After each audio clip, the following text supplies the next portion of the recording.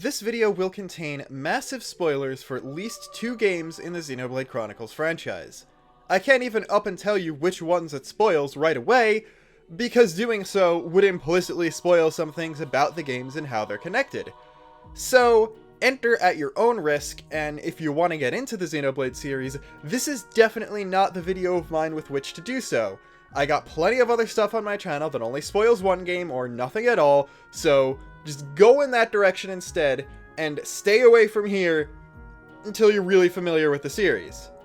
With that out of the way though, and I know a lot of people have been looking forward to this, it is finally time to talk about Ontos. Upon meeting the architect near the end of Xenoblade Chronicles 2, you're informed that the 2 aegises you knew about, the one traveling with Rex & Co., who I'll refer to as Numa, and Malos, who you're fighting against, aren't actually the only siblings in the family. There exists one more. Malos and Numa were born when drivers resonated with 2 of the 3 cores of what's known as the Trinity processor, an extremely powerful supercomputer that was used in the world before Allrest to do some incredible things, like blow up the surface of the world, and fix the blown up surface of the world, at least when under the control of Klaus. They were capable of manipulating the conduit, so clearly they could do a lot of extremely powerful things when working together. As I explained in my previous video, at some point in time, the core known as Ontos triggered a space-time transition event and vanished from Allrest for good, leaving behind the other 2 cores, Logos, which became Malos, and Numa, until they were picked up by Amalthus on his climb up the world tree, and then everything else is history. The question remains though, what's up with that 3rd core? What happened to Ontos? I'm sure at least a few of you are expecting me to pull some grand unified theory of Xeno out of my butt that not only strengthens the connection between Xenoblades 1 and 2, but also throws in some X in there, throws in some Saga and Gears, mushing everything together in some unified web, simple in its complexity that you feel really stupid about not having thought of yourself. And while I wish I could do that, this is unfortunately not the case here. And the most obvious solution is in fact the true one. Ontos is Alvis from Xenoblade Chronicles 1. Now, I've already stated the main thing about this video, and you're probably looking at the time bar on the bottom and are wondering why there's still so many minutes left.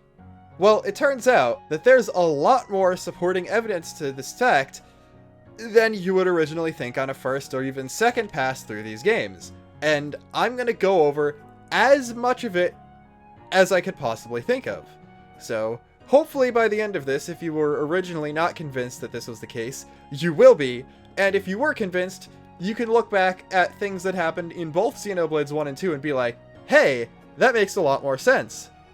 So, without further ado, let's get into talking about this Ontos thing with Part 1, the obvious stuff. I would highly recommend you watch my Minato Explained and Aegis Explained videos before this one if you haven't seen them yet, because I'm going to be assuming you know all of the stuff I talked about in those here just to save time with stuff like that. So, first things first. Klaus says that Ontos triggered a space-time transition event and left the Allrest universe. Alvis says that he is the administrative computer of a phase transition facility, which, yeah, that's pretty much what Radamanthus was. Using the conduit to try to explore the multiverse and figure out all that kind of stuff, and phase transition, space-time transition, that's, in my mind, a very interchangeable set of phrases. Furthermore, and I'm getting a bit ahead of myself, I'll talk about the back of the Siren model kit much later in the video, but it does specifically mention that the Trinity processor was created before the Klaus incident, basically as a computer designed to oversee all the stuff on the orbital ring and all the low orbit stations and all 3 beanstalks. So yes, that statement completely checks out. Next up, and if I was going in order of most obvious to least obvious, I probably should have started with this one, but the Aegis swords and the Minatos are very, very similar. Pyra's sword looks a lot like the Minato 1, Numa's sword looks a lot like the Minato 3, and while they don't do actual Minato art stuff, Malos has a Minato with the typical arts ring that can do explicitly named Minato arts. In addition, while she can't necessarily use things that are actually called Monado arts in-game, Numa's ability to control the ether to make her specials any element she so desires are very similar to the Monado arts Shell can use, which are manipulating ether to an extremely high degree. Also, there are 8 elements, and Shell can learn 8 Monado arts, not counting visions, so I don't think that really counts as something, but it's an interesting parallel. Visions play an extremely important role in Xenoblade 1, and they do actually show up twice between the two Xenoblade 2 games, and both times they're connected to Numa's version of the Aegis sword. In the end of Torna, when Mithra is having her breakdown, she sees a huge flash forward to certain events of Xenoblade 2, specifically revolving around Rex, which was foreshadowed in an earlier conversation about her meeting her true driver in the future, so that checks out as just a bit of a narrative through line and a way of foreshadowing events in the main game. Additionally, though, when picking up the third sword that disintegrates in Alvis, Rex sees visions of the past. Just very quick flashes of the Klaus event destroying the surface of the Earth, of the Trinity processor, and of the face of the architect himself. Now, there's also going to be another section in the video explaining the huge power difference between the All-Rest Aegises and Alvis, but this is still an Aegis sword granting similar types of visions to the ones Shulk can see with the Monado. It also makes a lot of logical sense for the alternate universe Ontos fled to be the one Klaus created with his experiment because, well, the All-Rest universe was already connected to it. Klaus heavily implies in his monologue that he did his thing and lost half of his body earlier than the time when Ontos left. He talks about how he was designing the blades and mentions Logos and Numa by name, and then that Ontos had triggered a space-time thing and fled. He probably would have mentioned that it had left the same time his body did, if that was what had happened. But, keep in mind, his body was launched into the Xenoblade 1 universe when it was created by the experiment. So, if you're gonna trigger a space-time transition thing, and flee to another universe, well, why not go to the one that not only has your system created itself, but also one that you're already connected to and that you kind of sort of have a link to. It's never really explicitly mentioned how much Klaus can see of the Xenoblade 1 universe. It's hard to tell if he could see everything that's happening to Zenza and just can't tell that Alvis is Ontos, or he just has some sort of sense that comes from his heightened awareness and connection to the conduit that's like, yeah, the other me is gonna die pretty soon. You hear the one line from Shulk in the ending. It's cool, it's a great reference. It sends people flying out of their seats if they love the first game. But we don't even know if Klaus actually heard it, so there's no real answer to that part. But at the same time, it's not really relevant to this in the first place. And yeah, that's pretty much all the really obvious stuff summed up. You could basically talk about it in one sentence. In the Xenoblade 2 universe, there were 3 computer processors, 2 of which became Aegises, the third of which went into another universe. The Xenoblade 1 universe has a computer that gives you Monados that are similar to Aegises, so it's just kind of putting 1 and 2 together to get 3. That being said though, Xenoblades 1 and 2 parallel each other a lot, not just chronologically, but in terms of specific events and general thematic through lines. You could probably tell that based on the fact that a lot of the environments are similar between the two games and are visited in similar orders. That's not the only thing though, because there are a huge amount of really small things that are very similar between things Xenoblade 1 characters do with the Monado and things Xenoblade 2 characters do with the Aegis. For this section, I'm going to go chronologically on the Xenoblade 2 side of things, because if you do, not only do a few of the parallels to Xenoblade 1 become more obvious, but you also realize that Torna is basically the XC2 version of the Battle of Sword Valley, but expanded into its own full campaign. What do I mean by this? Well, check out the final battle. And by final battle, I mean after you win the Malos fight with the Siren Arts, when you get into the whole huge cutscene. One of the first things that happens is Mithra goes berserk, her sword transforms from the usual one to the third sword, Adam becomes unable to use it, and Mithra has to take the sword herself, taking the fight to Malos one-on-one. What happens to Adam when he tries to wield the sword, though? Well, he gets in pain, he's caught clutching the sword kind of uncontrollably, he gets kind of down on his knees, and bluish energy goes crackling around him. That seems very familiar to what happens when Dunban is struggling to wield the Monado in the Battle of Sword Valley and Colony 9 Invasion. Adam wasn't actively using it beyond his limits like Dunban, so he didn't get permanently damaged, and honestly, he doesn't seem to have the willpower Dunban had and gave up a bit earlier than he would have anyway, but it's the same thing. Dunban is unable to exert his will over that of Zanza any longer to control the Monado in his limited capability, and Adam just lacks the aptitude as a driver to wield the third sword. So they're both affected in the exact same way, which makes a lot of sense. Secondly, and this one's a bit more of a stretch, in her more berserk state, Mithra doesn't seem to have her usual personality, or just has it but kinda taken to the extremes in terms of her violence and cruelty. This is somewhat similar to things that both Shulk and Dunban experienced. Shulk, when he wields the Monado 1, hears whisperings in the back of his head that sound like himself, which is a bit of a flash forward to the fact that Zanza looks and sounds a lot like him, but is also Zanza's will trying to subliminally influence him, while Dunban in the Battle of Sword Valley feels like he's being completely controlled by the Monado. Obviously, Mithra is the master of her own sword, so that doesn't make as much sense, but keep in mind this is the sword of a higher tier than the one she usually uses, so it seems like she's kind of influenced more by her primal, emotional, bloodlusty type side, and isn't able to control her actions, which does mirror that of Dunban specifically, and Shulk to a much lesser degree. Pyra being sealed away on the ancient ship, and Zanza being sealed in Prison Island / Valak Mountain somewhat mirror each other, although obviously the aegis sealing was voluntary, while Zanza required war and damaging of his soul and some ridiculous stuff like that to even be accomplished in the first place. But the methods of the release of the swords are very similar, at least. People touching it causing something to happen. Not really sure if Rex touching the sword or Jin destroying the sword was what did it in Pyra's case, but I don't know, it's kind of similar. Although the much more important thing that happens in Chapter 1 is Rex's resonance with Pyra. When he's killed after coming in contact with her sword, he's transported to her Dream Elysium, where they can converse, she agrees to give him half of her life force, and then his heart starts working again and he gains her power.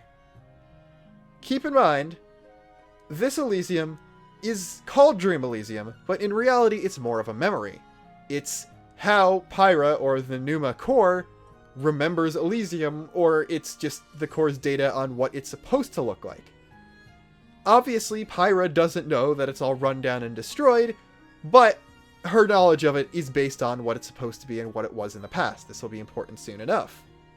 This heavily mirrors something that doesn't happen until much nearer to the end of the original game, which is the time Shulk dies in Makana's core. He gets shot in the back by Dixon, not really sure if it's through the heart like Rex was stabbed, but it's pretty similar. And then his spirit is in space, where he hears Alvis's disembodied voice and talks to him. It's from then when they have a conversation where Shulk kind of goes through a little bit of character development, breaches some decisions, and from then he's able to come back, and ever since then, he can gain visions without having to be in contact with Zanza's Monado. He gets them from himself, but that's later on revealed that it's from Alvis. It's at this point when he gets connected to Alvis as opposed to Zanza's Monado, and starts on his true step to gaining the true Monado and becoming a god. This is important not only because, oh, Rex talks with Aegis and comes back to life, Shulk talks with Alvis and comes back to life, but the places where they were transported. That space is also used for the final area when you're running up to Zanza to confront him. And that region is known as Space Memory, based on either Zanza or Alvis's memory of the solar system of the world Zanza came from. So, Shulk is also put in a memory when he's in that state. And keep in mind, this isn't just some random thing that, oh, the Trinity cores can just create alternate realities that consciousnesses can be transported to, because on the back of the Siren Box, it's explained that the 3 Trinity processors were raised in virtual realities to gain personality. What's even more ridiculous about this is the pose Shulk is in at the end of that sequence when he decides to return to consciousness. Take a look at that. That's a similar pose. That is the pose that people use to awaken core crystals. Yeah, that whole arm in front of the chest thing, the hand not completely clenched. Awaken a core crystal with Rex. That's what he does. If that wasn't intentional, I don't know what else is. Obviously they had to retcon a lot of the alternate universe stuff in after they realized that Xenoblade was going to become a franchise, and they decided to add in a bunch of the classical Xeno themes in there. But that doesn't mean that the stuff in 2 couldn't be a reference to the stuff in 1 with intentional meaning behind it, and there's no way that wasn't something like that. We can actually skim most of the rest of the plot and not have to worry about many things specifically, although there are obviously a lot more general parallels. Rex gets 3 forms of the Aegis sword and has to go through an extended period of time where he doesn't have access to any of them. Shulk goes through 3 forms of the Monado and has to go through an extended period of time where he doesn't have access to any of them, though, of course, I'd say the replica Monado is a lot closer to the real deal than anything Rex gets to having the Aegis, though he gets Nia.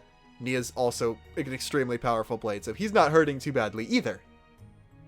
Additionally, while Shulk awakens his 3rd sword in the final boss fight, Rex has a few chapters to go after getting it before the end of the game, so basically things and certain elements present in the Monado 2 Unshackling cutscene are spread between Mithra and Numa's awakenings. An important person to the party dies in the Mithra one, the villains are extremely shocked and overwhelmed by the new power in the Numa one, and a lot of stuff like that. The other important thing is Rex's 2 speeches. The one he makes to Adam in the Dream Elysium brought by the 3rd sword, and the other he makes to Pyra and Mithra right before Numa awakens. In those, he mentions things he wants to protect and the way he wants to go forward to the future, and calls out most of his companions by name. This is very similar to the scene Shulk has when he's dead and talking to Alvis in space. Shulk is asked by Alvis what he wants to do. Does he want to follow his own path or follow that of Zenza? And he responds by saying, yeah, we're going to follow our own path to the future, and naming a lot of his allies. Another very similar thing connecting the 2 protagonists, and connecting their sources of power. That's pretty much it for the direct parallels between the 2 games, but I would like to talk about a few Alvis-specific things that lend credence to him being Ontos, before I talk about the inconsistencies and differences between the way he and the Aegises work, and explain how, well, him being Ontos still works in that sense. First off, if you look at the back of his coat, he's got a bit of a triangular ornamentation on it. It's nothing complex, just 3 circles connected by lines to form an upside-down triangle.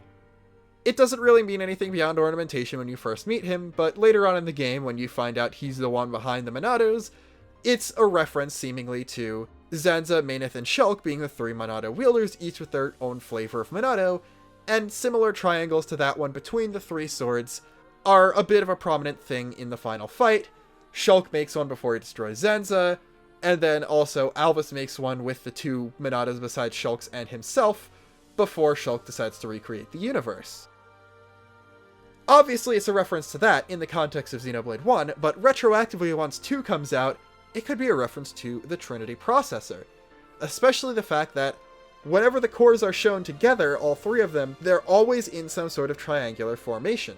The pedestal the cores were set in is triangular, and they're all pointing in different directions, but you can draw a triangle between them easily. The way they're displayed inside Ion's interface is also in a triangle, and just, it's 3. How many Trinities are there? Could also be a reference to Alvis fake being one of Zanza's Trinity, but...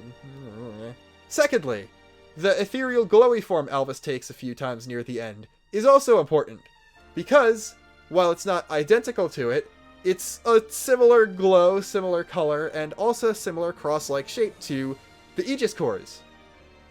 They're Zohar shaped, but the Zohar was intentionally designed to be very similar to cross-shaped because it's Xeno and religious references, so, yeah, there you go. And thirdly, Alvis is wearing a key around his neck. This means absolutely nothing in the context of Xenoblade 1. We don't even find out what the key is actually for. It might be for nothing. It might just be him being a JRPG character. I don't know, he also masquerades as a seer of the High Entia, so it might unlock one of their special rooms or tombs or something. But what the key isn't important. It's the placement. The key is the exact place on the chest where Numa and where Malos's core crystals are. So, I'll talk about him not actually being a blade soon enough, but retroactively you can think of it, oh, he doesn't want to have the actual processor core crystal displayed there, because that would give away that he's not a Homs, which he's trying to pass himself off as, but he wants to have something there, and people have even drawn fan art of Alvis replacing the key with a core crystal, and I just like looking at the different colors people think to give him, because we never actually see what color the Ontos core is. Finally, we could start talking about the differences, which is first off, my way of preemptively debunking anyone who tries to call me wrong, and second off, just kind of important because there are a bunch of things you can glean from trying to explain them away. I'd like to start out with the power level difference. It's been established, both by me and general logic and stuff, that Pyra is weaker than Mythra without the third sword, is weaker than Melos, is weaker than Mythra with the third sword, is weaker than Numa. That makes sense Aegis-wise, Numa is actually an Aegis at full power. And yet, the things Rex can do with her seem a lot weaker than the things Shulk can do with the True Minato, his equivalent to Numa with Alvis. And the reason behind that is, the universe Rex and Numa inhabit wasn't created by the Trinity processor. The Xenoblade 1 universe was. Klaus sought to make a new universe. He did succeed, but at a price. That price being the loss of his body to the universe he created. This is a brand new universe that's sort of a pocket dimension centered around Radamanthus or something like that came into existence because of how the Trinity processor was used to manipulate the energies of the conduit.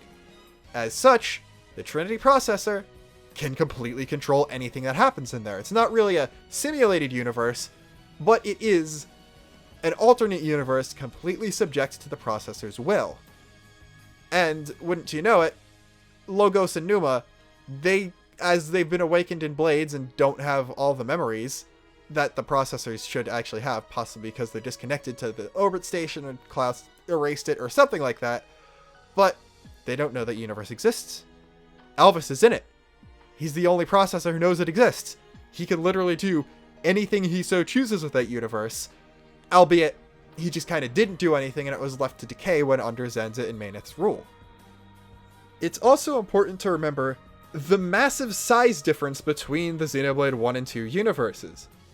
In the first game, the entire universe is Bionis, Mechonis, the Sky, and the Endless Sea. The Sky is air and ether, both of which can be manipulated easily by the Minato. The Endless Sea might actually end. All we know is that the end of it can't be seen from the tops of the Titans. And the Titans combined are about the size of Japan in canon. In Xenoblade 2, the universe literally is our universe, which is well over 10 billion light years in diameter. So, Shulk with the Minato 3 being able to completely change his universe, which is a bit bigger than Japan, makes a lot more sense with Rex and Numa being able to manipulate stuff around massive Titans pretty easily, shoot Rex up to light speed pretty easily, control Ion, destroy the Beanstalk, that kind of stuff. It falls a lot closer in line, especially because ether doesn't seem to permeate literally everything on Allrest as it does in the Xenoblade 1 universe. But what, you may ask, about Shulk recreating the universe? If you pay close attention to that cutscene, you see, when he does so, it looks like the planet reforms around the two Titans, and then you could see the rest of the solar system and the rest of the universe extending beyond that, similar to Space Memory, so it looks like he just recreated the old universe as it once was, because he looked at the memory and was like, yo, that's stable. That's not like us. Let's do that. But keep in mind two things.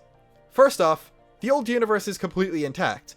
It seems like Alvis didn't realize that, so he thought it was destroyed, or he was just intentionally leading Shulk on, because he might not be able to as easily comprehend the idea of alternate universes and that kind of thing. We'll talk about Alvis' personality soon enough, so put the pin in that later. And also, Ontos traveled between universes already. If Alvis is Ontos, and he senses that the conduit is about to disappear and remove all of his power, he could just be like, yeah, our universe is going to fall apart. He figures Shulk's going to recreate it, and instead of recreating it, he uses the last of the power he gets to instead transport everyone, including the corpses of the two Titans, back onto Earth. It makes sense because basically at the same time, Klaus has dispelled the Cloud Sea, and all you got is ocean and one island that the Titans of Allrest converge onto and Rex and friends land on. That's right, I am of the opinion that Shulk and Klaus brought the people of their respective universes onto the same world, and it's very possible that if we get future Xenoblade games that are sequels to 1 or 2, it will be exploring this new Earth. Now, there's nothing that says that, but this explanation also makes complete sense that Shulk was able to recreate the universe, quote-unquote, while Rex could, go light speed and do some minor reality warping. Of course, reality warping in general is a ridiculous feat, but still nothing compared to creating a whole infinite universe. Also, transport between universes is something very similar to wormholes in terms of theory, and Rex and Numa do create a wormhole, either if you use their level 4 special in New Game Plus, or in their finisher against Ion, so it is a sense of similar powers, and if it can handle an extremely powerful Siren Energy Blast, the same kind of portal could probably in some way handle the physical bodies of a large amount of beings. I'm going to talk about a couple more differences, but before we do so, I want to quickly remind you that all of the connections between 1 and 2 are retcons on the side of 1. Xenoblade 1 was meant to be a standalone game that was a bit of a departure from the typical Xeno fare, but after Nintendo was like, yeah, we like this, Monolith Soft, we're going to let you do sequels for the first time in your life, that they decided to, or Takahashi probably decided, hey, I'm going to actually make Perfect Works this time for real, and started bringing in a lot more classic Xeno stuff into 2, as well as connecting 1 into it to bring all of that stuff in the fold. We can see that in a few things. First off, there's no conduit mention in 1. The whole flashback sequence is different. The space station is orbiting instead of being attached to a space elevator, and the orbital ring isn't there. I interpret that as Zenza barely remembering his past. So, the space memory Alvis shows Shulk is Zenza's memory, and not Alvis's computational recollection of this stuff. So, he's seeing the hazy thing Zenza remembers where there are a bunch of differences, but from that, Shulk was still able to, with his godlike intelligence and general intelligence, glean how the universe worked just from that memory, or possibly consulting Alvis's databanks, and was still able to imagine a universe like that, which was enough for Alvis to be like, yep, let's just bring you back into the old one, that's close enough. There's no fate thing there. Also, obviously, the fact that Shulk might have brought everyone to a universe where Rex and friends and all of the Allrest people were in, that, if that is the truth, was a retcon too. The original intent was clearly, yeah, he recreated a version of the old universe, but retroactively, it can be that, and that explains things as well. This is important because Alvis works similar to a blade in some ways, but different to the actual Aegis blades we see, because he was never designed by the developers to be one.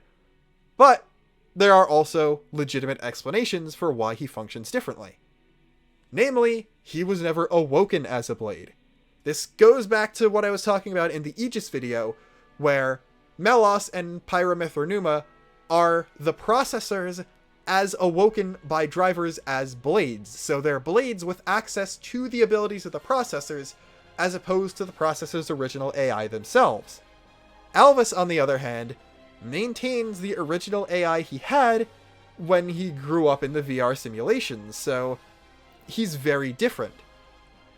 That's why, while he does have a distinguished personality, he seems to be very curious since he walks around the world in Ham's form and becomes one of Zanza's most trusted disciples to examine him, and he does seem to have a bit of a sarcastic wit about him, as he has emotions, he just doesn't display them too much, and he seems to legitimately care about Shulk and wants him to do the best for the universe. Either that or he just senses he's the best hope of it not decaying. Stuff like that. He has a much more artificial seeming intelligence than Logos and Numa, which makes sense because they were awoken as a blade is, and actually have that influence from their driver in terms of having a more human personality and emotions. Though, of course, Mithra starts out as a bit of an emotionless sociopath in Torna, though she grows past that. Malos is kind of always a sociopath, but that might be more Amalthus than Machine.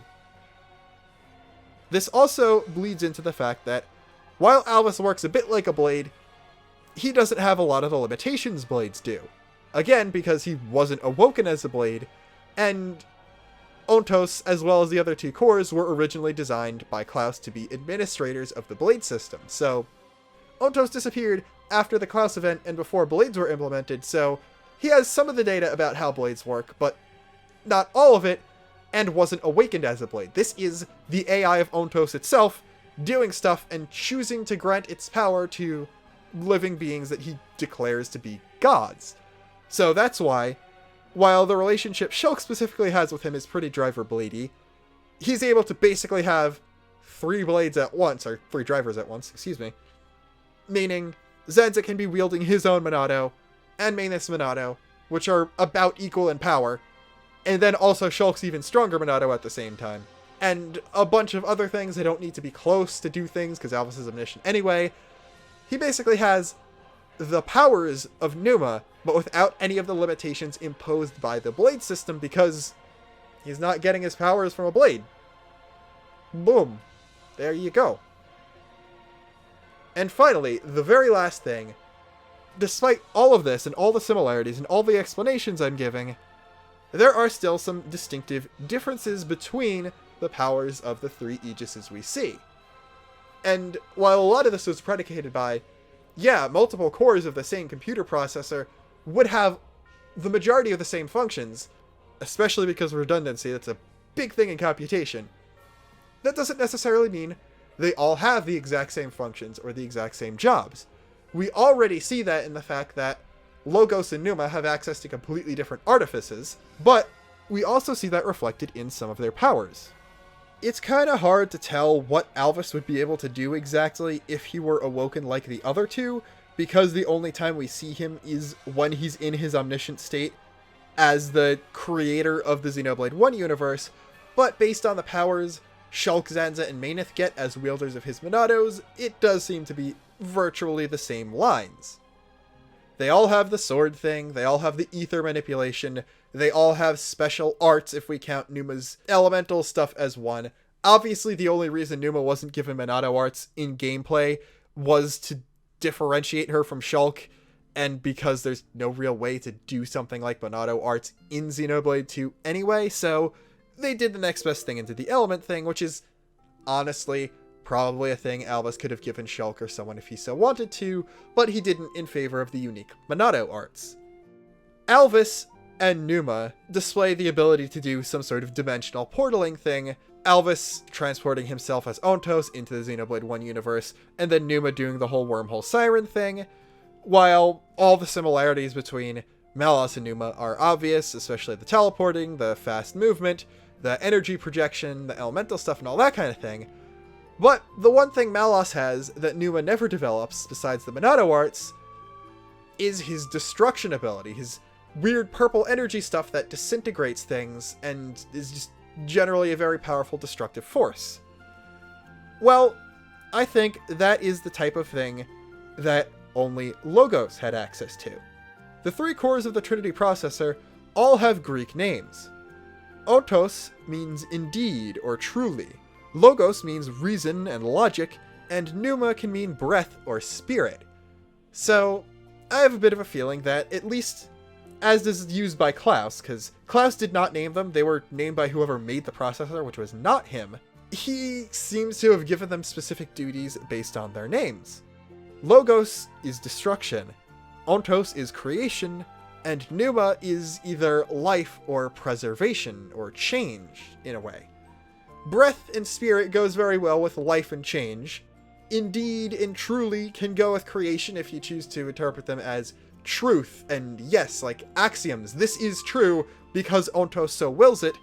And Logos, I don't know, I guess if something needs to be destroyed, there's a good reason for it. It was originally designed to do things logically and not indiscriminately destroy stuff, which would make it ironic that Malos indiscriminately destroys stuff, so that kind of makes sense there. And this kind of makes sense. Pneuma can do a bunch of life-related reality warping things, like manipulating a creature's speed, healing Jinn to a degree, all that kind of stuff. Malos, as Logos, literally just destroys things. He erases stuff from existence. And Ontos, we can't see him do anything in the Xenoblade 2 side, but he sort of acts as the guardian creator of the Xenoblade 1 universe, and it's through his power that Shulk is able to either really or fakely create a new one. So, just makes sense. 3 cores that, being cores of the same processor, share the majority of their similarities and have redundant functions. They probably each can control artifices. Ion doesn't belong to any of them.